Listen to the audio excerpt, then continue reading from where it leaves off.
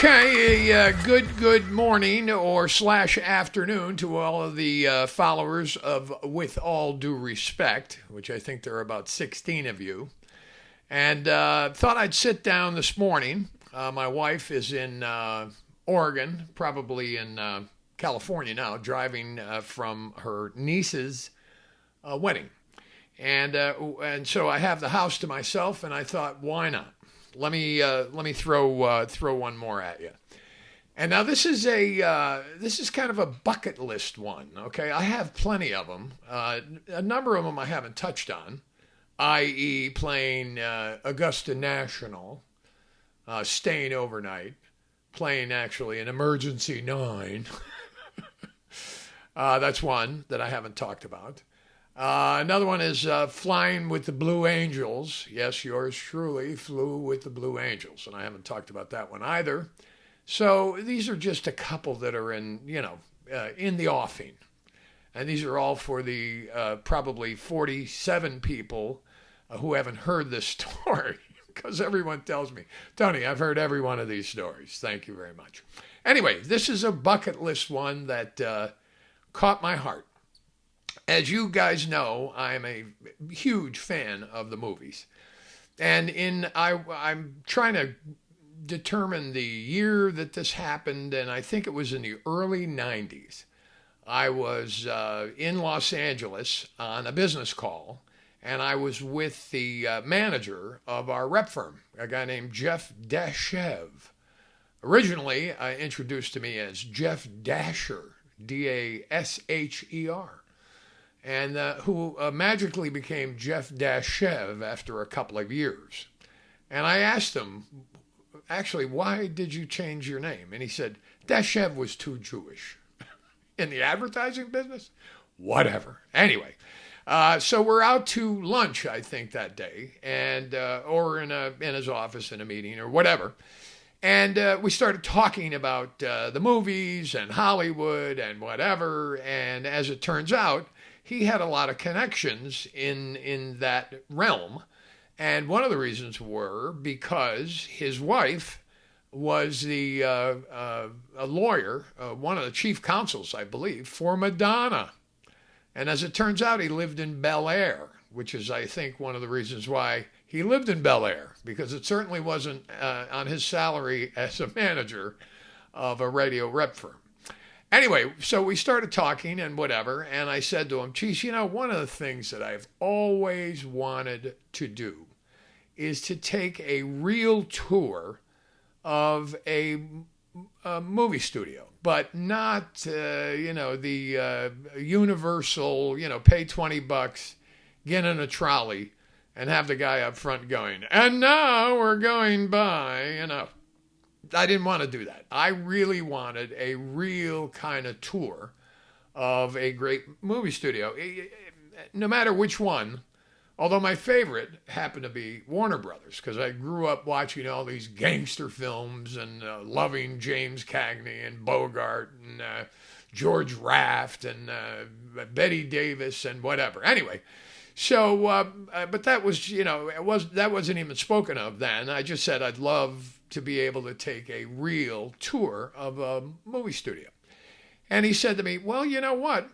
I think maybe I could arrange that. And I said, well, great. How would you do it? And he said, well, as a matter of fact, one of my neighbors in Bel Air happens to be a guy named Terry Semel. Now, to his surprise, I knew who Terry Semel was. Terry Semel, at the time, was the president, chief executive officer, ran Warner Brothers studio. How do you like that? Anyway, the coincidence is terrific. So I said to him, geez, that would be just fabulous. I mean, I'd take a day off and fly down and, and then, of course, I put some parameters around it. I said, now, look, really what I want to do, okay, is fly down, go to Warner Brothers, and hook up with a guy who's been hopefully at the studio for decades, who knows all the ins and outs, okay, and maybe in a golf cart, because these places are just huge, and, kind of travel around, and he can show me the sound stages and, the prop department, whatever, okay. But I really wanted, and I said, I don't want this to be a, 1 hour thing, that he's doing for a friend and get him out of here. Because these people have some other things to do besides getting me around to live one of my dreams. Anyway, as it turns out, about 2 weeks after that conversation, Jeff calls me and he says, "Hey, I got it all set up. What's a good date for you?" And I said, "Well, any date." And as it turns out, we pick a date, like a Tuesday or whatever. I fly into Burbank. I rented a car. And, no, he picked me up. I'm sorry. He picked me up at Burbank, delivered me to Warner Brothers, which is fairly close to the Burbank airport because Warner Brothers is in Burbank.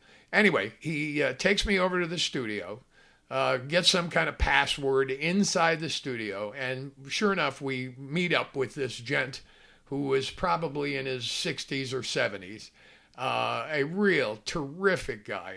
And I'm sorry, I don't even remember his name now at this point. But anyway, we get introduced, and off Jeff goes. And, the thing was I was going to call him after and he was going to pick me up, bring me back to the airport. So I meet this guy, let's call him Mike. And I say to him, "Mike, look it." And I give him my background about how I'm crazy about the movies and Warner Brothers and why it was important for me to try to see everything kind of on the inside and whatever. And that's the whole kind of lead up to this. Now off we go, okay? Long story short, which of course this won't be, as anyone who watches my videos know, I'm already, 6.5 minutes into this thing, and I haven't even got to the point yet. Well, I am at the point. Anyway, so here's the thing. So we jump in the cart, and he says to me, "Now, what would you like to see?" And I said, "I want to see everything. I want to see the whole deal. All right, I want to see everything. Sound stages, everything you can do." Okay. So first thing we do is he takes me down to the Western set, okay, where all of these great old Westerns were filmed and whatever. And it's a full-on set, okay? Of a Western town and the whole deal. And they're all fake, of course, because he takes me around the back, and they're all just shells. And we drive through, and it was extremely interesting and whatever. And then he takes me over to the quote-unquote New York soundstage, the outdoor soundstage for New York.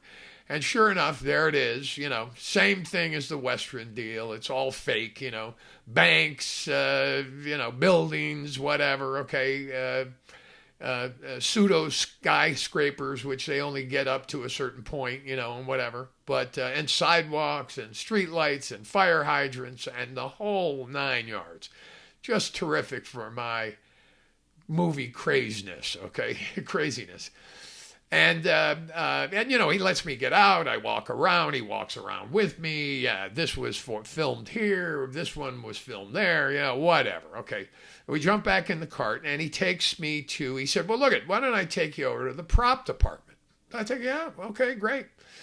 So we drive over to the prop department, and in we walk. And this place is 3 football fields long, 2 football fields wide, and there is every movie prop you would ever imagine, okay? Dishes, knives and forks, lamps, sewing machines, anything that you've ever seen on a set in an old movie was in this prop department. It was absolutely amazing. And now this is crazy, but one of the things that just struck me as we were walking around, we go around the corner, and there are probably 6 old television cameras, the kind that you've seen that were on wheels. And in the early days of TV, there was a guy who, kind of pushed the camera around and, whatever. And there were about 6 or 7 of them. And I said to him, "Geez, why do you have 6 or 7? He said, "Well, if you'll note, some of them are designed from the 50s and others are from the latter part of the television's age. And so when they were shown, they have to have legitimacy." Just absolutely amazing, okay? I could have spent an hour and a half just in this prop department. It was just, I can't even describe the amount of items that were in this huge, humongous building. Anyway, we jumped back in the cart, and he said, how about the wardrobe department? I said, yeah, okay, great. You know, I'm open for this. I don't care how long. I've taken the day off, whatever. And we drive over to the wardrobe department, and this is in a more modern kind of building. You know, kind of a stucco, whatever, but a much more modern kind of building. And then we walk, and there's a person there, and he has to show his, well, they knew him, and he tells them who I am and whatever, and they say, fine, just go ahead. And this was another huge building. It just said it was more modern. And I noted that it was air-conditioned and climate-controlled, if you will. And there we walk in, and these are rows and rows and rows, ROWS, of costumes from the Middle Ages, from early 1910 America, 1920s, the 30s. They're all labeled suits, dresses, shoes. I mean, there must have been a row of shoes that were so amazing to me. I mean, this thing went on for, I don't know, 50 yards. 2 shelves worth of shoes, okay? Tied up shoes, buckled shoes, whatever. I mean, just everything you could possibly see. Men's, women's, men's clothes, women's dresses, whatever. Anyway, we're walking down the aisle, and we're just kind of going in and out. And we go by one of these aisles, and on the side of the aisle that we're going to walk into, there's a jacket, a men's dinner jacket. It was a white dinner jacket. It was hanging up, and it had plastic on it and whatever. And I said to him, well, what is this one? Why is this kind of not in the crowd? And he said, well, that's the dinner jacket that Bogey wore in Casablanca. Are you kidding me? You know, anyone who's seen Casablanca, and if you haven't seen Casablanca, stop this and get off of this site. But anyway, it opens with, you know, a shot of his hand, okaying credit, okay, Rick, okay? And then it comes up on him, and he's wearing this white dinner jacket, double-breasted dinner jacket. Absolutely amazing. I could not believe that it was the actual jacket that Bogey wore in Casablanca. Ay, ay, ay. I mean, I wanted to faint dead away.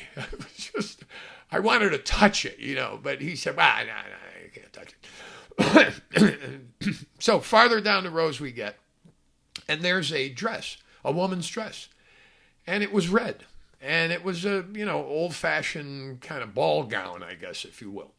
And I said, okay, what's this one? And he said, well, it was the gown that Betty Davis wore in Jezebel.